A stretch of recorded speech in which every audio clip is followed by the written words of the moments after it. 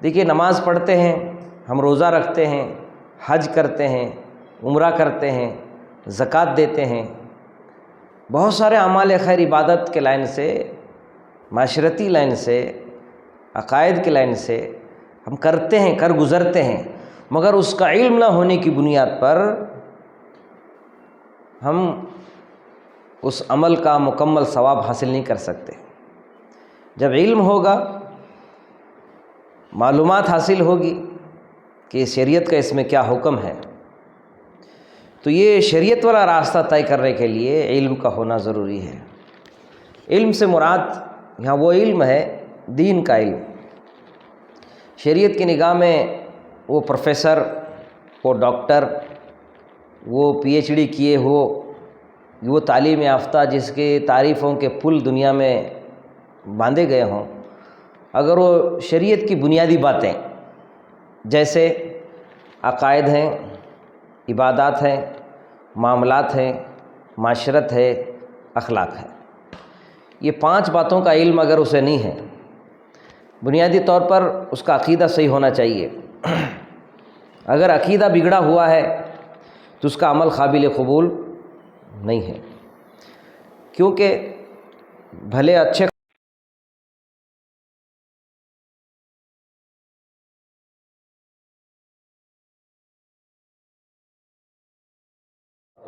بلکہ اس سے بڑھ کر مکہ کا چیئرمین ہو اور رسول پاک صلی اللہ علیہ وسلم کا سگا چچا ہو۔ اس کے تعلق سے اللہ نے قرآن میں کیا کہا؟ تبت یدا ابی لہب کہا، حالانکہ ہر اعتبار سے اعلیٰ ہے، مگر اس کا عقیدہ بگڑا ہوا ہے۔ عقیدہ یہ بگڑا تھا کہ کامیابی دینے والا کوئی اور بت ہے، علم دینے والا کوئی اور ہے، بارش برسانے والا کوئی اور ہے، بیماری سے شفا دینے والا کوئی اور ہے، نرینہ اولاد دینے والا کوئی اور ہے، یا ایسے ان کے مختلف عقائد تھے جس کی بنیاد پر عقیدہ بگڑا ہوا تھا، تو اس کا کوئی عمل اللہ کے قابل قبول نہیں ہے۔ سب سے پہلے ہمارا عقیدہ درست ہونا چاہیے، اسی لیے ابتدائی طور پر یہ تعلیم دی جاتی ہے مذہب اسلام کے اندر کہ ہم اللہ کے تعلق سے ہمارا عقیدہ صحیح ہونا چاہیے کہ اللہ اکیلا ہے، بے مثل ہے، بے مثال ہے، وہ کسی کا محتاج نہیں ہے، ہم سب اس کے محتاج ہیں، وہ وحدہ لا شریک ہے، بے نیاز بادشاہ ہے، نہ اس کی کوئی اولاد ہے اور نہ وہ کسی کی اولاد ہے، وہ ہمیشہ زندہ ہے اور ہمیشہ رہے گا۔ اور اللہ نے بھی اپنے تعلق سے صرف اپنی بڑائی بیان کر کے خاموش نہیں رہا، بلکہ اللہ پاک نے اپنی خدائی اور اپنا آپ کو خدا ثابت کرنے کے لیے کبھی موقع مل جائے میرے ماں بہنوں، معزز خواتین، آیت الکرسی کی آپ تفسیر پڑھ لیجئے۔ صرف اللہ پاک نے اپنے آپ کو اللہ ثابت کرنے کے لیے 10 دلیلیں قائم فرمایا۔ اللہ لا الہ الا هو الحی القیوم، الحی القیوم لا تاخذہ سینۃ ولا نوم لہ ما فی السماوات ما فی الارض من ذا الذی یشفع عندہ الا باذنہ یعلم ما بین ایدیہم وما خلفہم ولا یحیطون بشیء من علمہ الا بما شاء وسع کرسیہ السماوات والارض ولا یعود حفظہما وہو العلی العظیم۔ 10 دلیلیں اللہ پاک نے اپنے آپ کو خدا ہونے پر میرے علاوہ کوئی پروردگار نہیں ہے، کوئی خدا نہیں ہے، کوئی معبود نہیں ہے، اللہ لا الہ الا الحی۔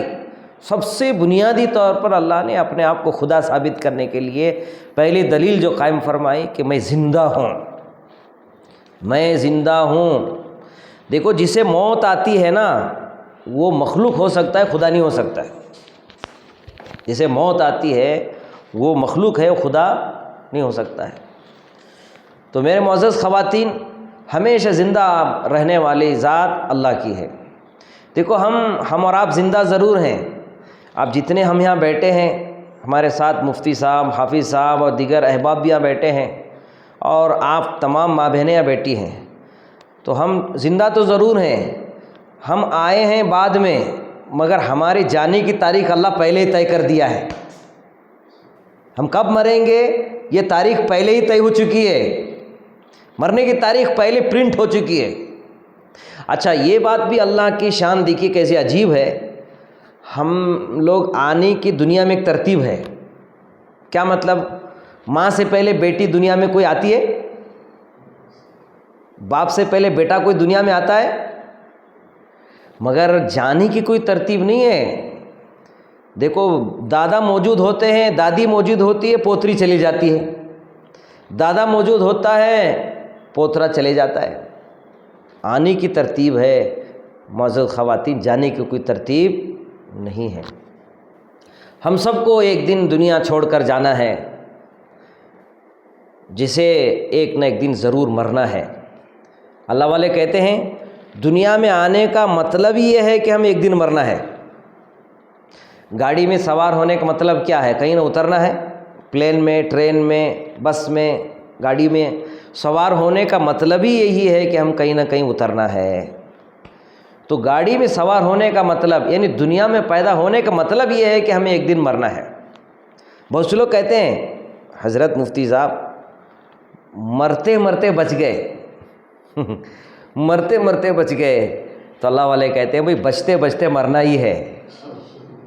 مرتے مرتے بچ گئے تو بچتے بچتے یہاں رہنا نہیں ہے، مرنا ہی ہے. اللہ اکبر. ہم سب کو ایک دن مرنا ہے اور اللہ کے دربار میں ہم سب کو حاضر ہونا ہے. اور عجیب دیکھیے، اللہ رب العالمین قیامت کے دن تمام انسان، بندے بندیاں، تمام نبی، رسول، قطب، ابدال، غوث، دستگیر، پیران پیر، خواجہ، اللہ کے عاشق اور عاشقائیں، اللہ کے بندے اور بندیاں دنیا میں جتنے گزرے ہیں، میدان قیامت کے دن اللہ تمام سے ایک سوال کریں گے جو میں نے خطبے میں تلاوت کی. کیا کہا؟ قال کم لبثتم فی الارض عدد سنین. سال مہینے کے اعتبار سے آپ بتاؤ کہ تم دنیا میں کتنے دن رہے. دنیا میں تم کتنے دن رہے؟ تو سوال ہمارا سب سے پہلے اللہ کے دربار سے یہ ہو رہا ہے کہ تم دنیا میں کتنے دن رہے.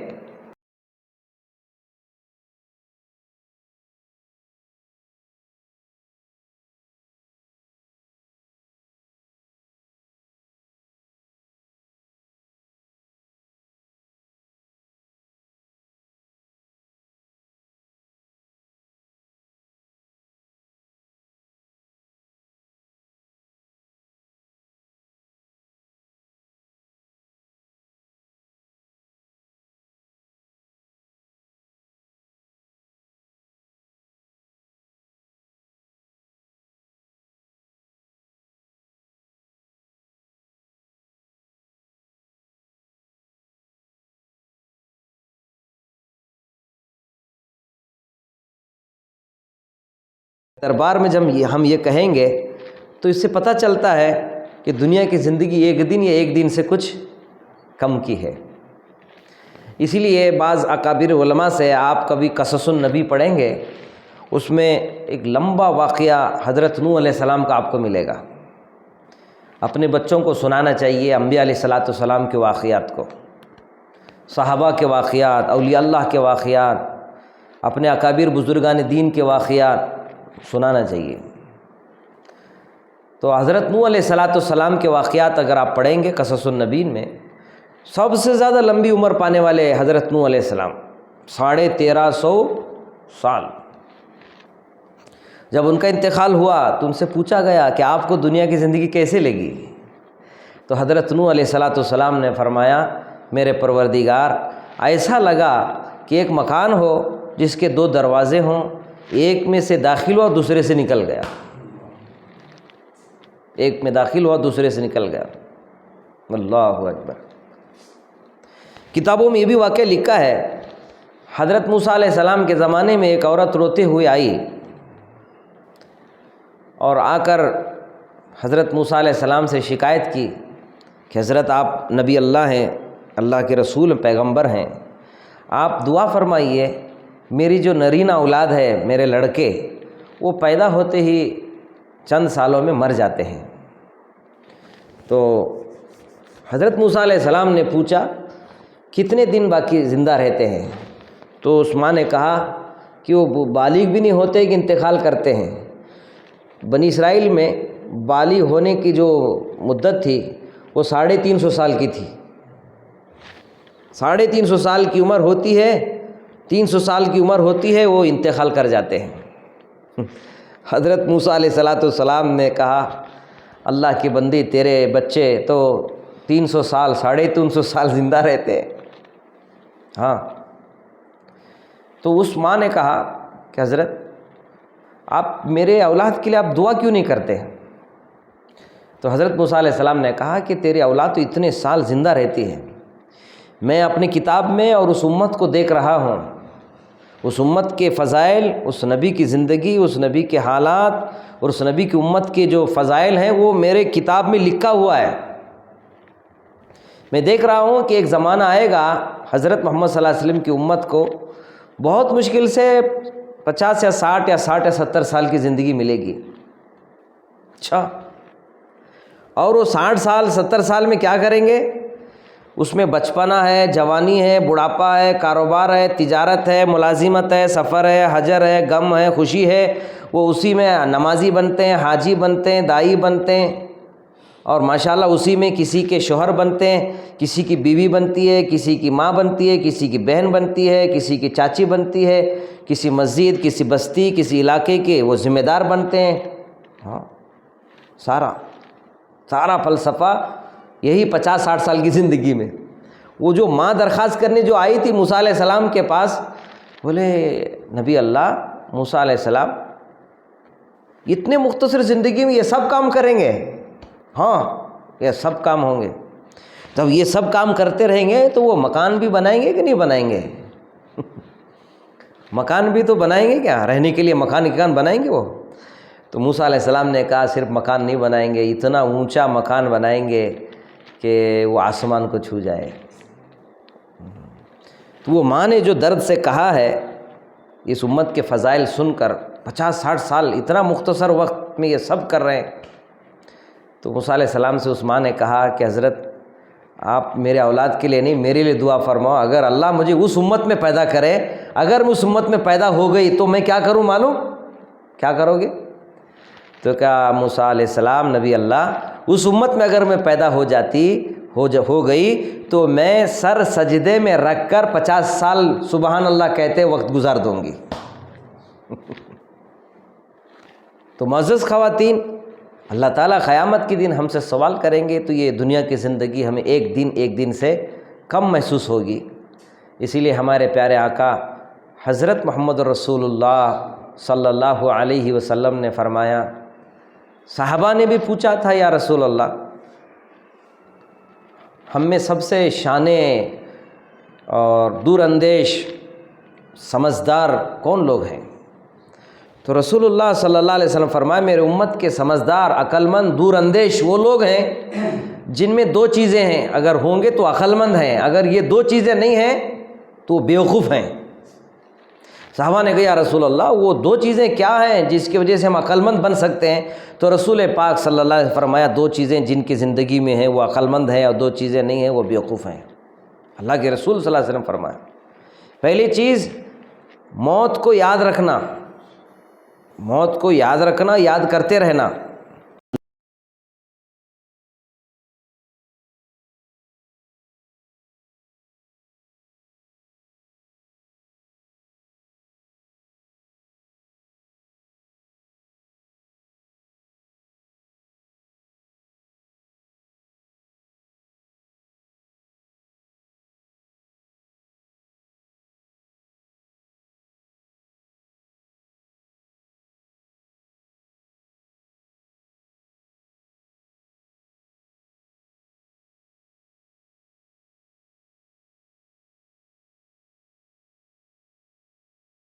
ابا چلے گئے، ہم رہتے ہیں، ہم بھی چلے جائیں گے، ہمارے بعد ہمارے بچے رہیں گے۔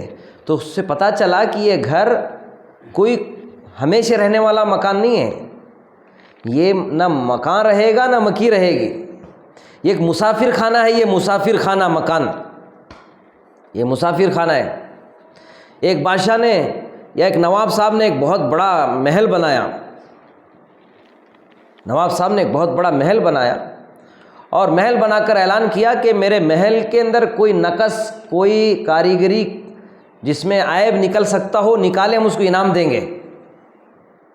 سب آئے، شہر والے، بستی والے، علاقے والے، سب نے تعریف لکھی، کسی جگہ کوئی عیب نظر نہیں آ رہا ہے مکان میں، مگر کچھ اللہ والے ہوتے ہیں، انہوں نے کہا کہ بھائی اس مکان میں 2 عیب ہیں۔ اچھا، بادشاہ کو، نواب صاحب کو بڑا غصہ آیا، بھائی گاؤں والے، شہر والے، بستی والے سب تعریف کر رہے ہیں ماشاءاللہ، مگر یہ کہہ رہے ہیں کہ 2 عیب ہیں۔ اس مولوی صاحب کو، مفتی صاحب کو پکڑ لے آؤ کہ وہ کیا عیب بتاتے ہیں، بتائیں، انعام کی لالچ میں کہہ رہے ہوں گے، بھائی کیا ہے بتاؤ۔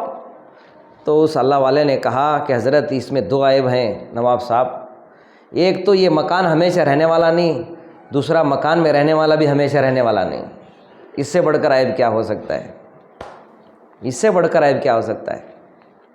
تو معزز خواتین، آج لوگ ہمارے گھر کی، ہمارے کپڑوں کی، ہمارے تہذیب کی، ہمارے مال و دولت کی، ہماری خوبصورتی کی، ہمارے انداز